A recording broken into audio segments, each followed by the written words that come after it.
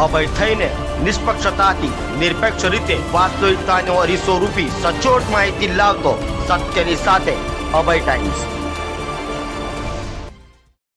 સુરત જિલ્લાના ઝંખવાવ ગામમાં ગૌરક્ષક પર કરાયેલા જીવલેણ હુમલાને લઈ ગૌરક્ષકને તાત્કાલિક સુરક્ષા આપવાની સાથે ગૌરક્ષક પર હુમલો કરનારાઓને ઝડપી પાડી કડક કાર્યવાહી કરવા માંગ કરાઈ છે। સુરતમાં શ્રી 1008 જય નંદી મહારાજ જીવદયા ટ્રસ્ટ દ્વારા સુરત કલેક્ટરને આવેદનપત્ર અપાયું હતું અને જણાવાયું હતું કે સુરત જિલ્લાના ઝંખવાવ ગામ ખાતે ગૌરક્ષક જય પટેલ નાગરાજ પર ગૌ હત્યારાઓ દ્વારા જાનથી મારી નાખવાનો પ્રયાસ કરાયો હતો, જેથી તાત્કાલિક ગૌરક્ષક જય પટેલ નાગરાજને સુરક્ષા આપવામાં આવે, સાથે ગૌરક્ષક જય પટેલ પર જીવલેણ હુમલો કરનાર માથાભારે ઈસમોની ધરપકડ કરી કડક કાર્યવાહી કરવામાં આવે તેવી માંગ કરાઈ હતી। આપનો પરિચય। નમસ્કાર, વંદે માતરમ, ભારત માતા કી જય, ગૌ માતા કી જય। મારું નામ છે હિતેશગીરી ગોસ્વામી। આજે વિશ્વ હિન્દુ પરિષદ, બજરંગ દળ, સનાતની સેના, આઝાદ ચેરિટેબલ ટ્રસ્ટ, ગૌરક્ષકો દ્વારા વિભિન્ન સંસ્થાઓના માધ્યમથી પદાધિકારીઓ દ્વારા આજે સુરત કલેક્ટર મહોદયને અમે આવેદનપત્ર આપવા માટે આવ્યા છીએ।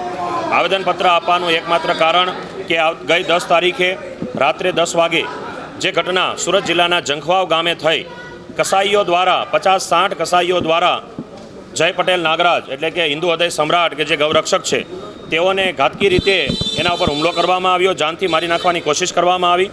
પોલીસ પ્રશાસનનો અમે આભાર વ્યક્ત કરીએ છીએ કે પોલીસ પ્રશાસન દ્વારા તાત્કાલિક ધોરણે કાર્યવાહી કરી અને જય નાગરાજને ત્યાંથી સુરક્ષિત રીતે કાઢી લેવામાં આવ્યા। પણ આ પ્રકારની કૃત્યો, આ પ્રકારની હિંસા ક્યાં સુધી સહન કરવામાં આવશે?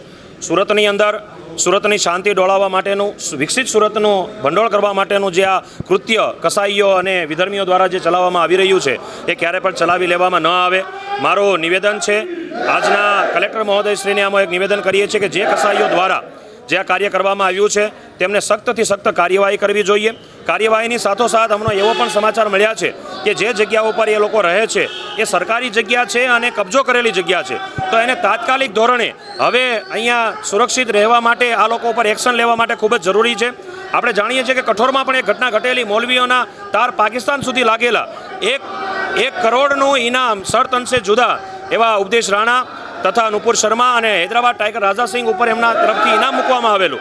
તો આ રીતે હિન્દુ જે હૃદય સમ્રાટ, હિન્દુ માટે કામ કરતા, ગૌરક્ષો જે કામ કરતા આવા વ્યક્તિઓ ઉપર ટાર્ગેટ બનાવી અને જે કાર્ય કરવાનું જે કામ કરે છે એ કદાપી સહન કરવામાં નહીં આવે।